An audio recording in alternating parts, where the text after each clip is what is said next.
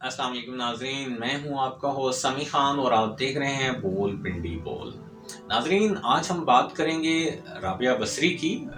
رابعہ بصری کے نام سے کون واقف نہیں، ہم سب نے یقیناً ان کا نام سن رکھا ہے۔ رابعہ بصری اپنے وقت کی ایک بہت بڑی بزرگ خاتون گزری ہیں۔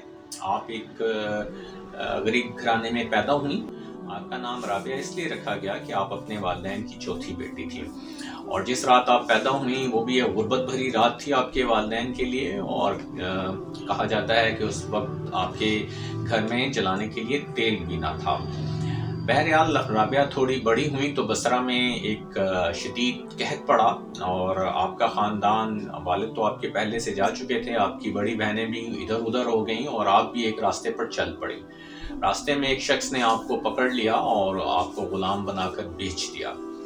آپ کا مالک جو تھا وہ آپ سے شدید محنت طلب کام لیا کرتا تھا، لیکن ایک رات جب اس نے آپ کی اللہ تعالیٰ کے حضور عبادت اور آہ و گریہ سنا تو اس نے سوچا کہ یہ تو اللہ کی بندی ہے اور میں اس سے بڑا شدید کام لیتا ہوں، مجھے اس کی خدمت کرنی چاہیے، تو اس نے آپ کو رہا کر دیا۔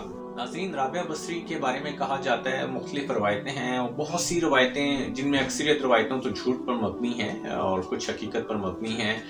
ان کے بارے میں کہا جاتا ہے کہ انہوں نے شادی نہیں کی، اور کچھ روایتوں میں ایسا بھی ہے کہ انہوں نے شادی کی اور دوبارہ ان کے لیے حسن بصری رحمۃ اللہ علیہ کا پیغام میں نکاح آیا، تو اس پر جو سوال اور جواب کیے انہوں نے، آج ہم اس کے اوپر بات کرتے ہیں۔ امام حسن بصری نے جب آپ کو اپنے نکاح کا پیغام بھیجا، جواب میں ان سے 4 سوال کیے۔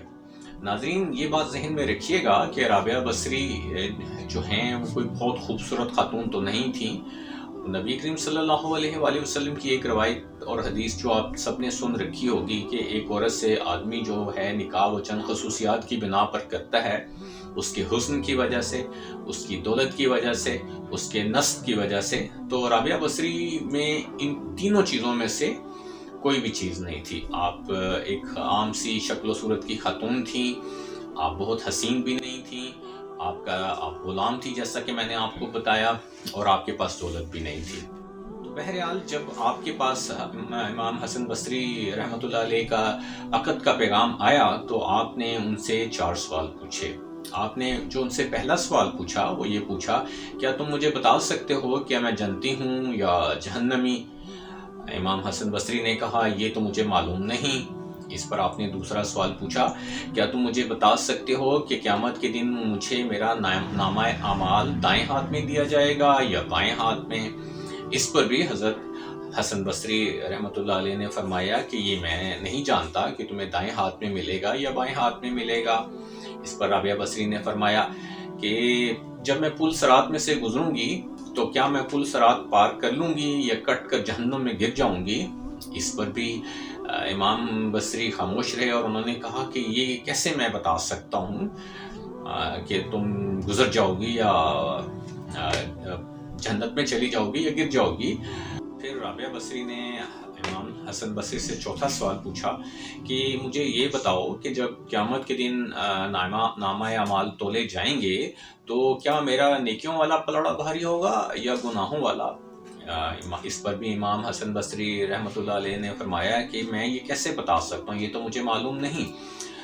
رابعہ بصری نے اس پر جواب دیا کہ اگر تمہیں معلوم نہیں تو پھر تم جاؤ، مجھے ان 4 سوالوں کی تیاری کرنی ہے اور میرے پاس شادی کا وقت نہیں۔ ناظرین، دیکھیں کیسے اللہ پاک نے اس خاتون کو تیاری کے لیے موقع دیا، اور انہوں نے اپنی دنیاوی زندگی کو اپنی آخرت پر ترجیح نہیں دی۔ لیکن اللہ تعالیٰ سے دعا ہے کہ جو اس نے ہمیں زندگی دی ہوئی ہے اور آخرت کی تیاری کا جو موقع عطا فرمایا ہوا ہے، ہم ان 4 سوالوں اور اس کے جواب کی روشنی میں اپنی تیاری کریں۔ دیکھتے رہیں ہمارا چینل بول پنڈی بول۔ پھر ملیں گے ناظرین انشاءاللہ، اور جاتے جاتے لائک اور سبسکرائب کا بٹن دبانا نہ بھولیے گا۔ اپنا بہت سارا خیال رکھیں۔ اللہ حافظ۔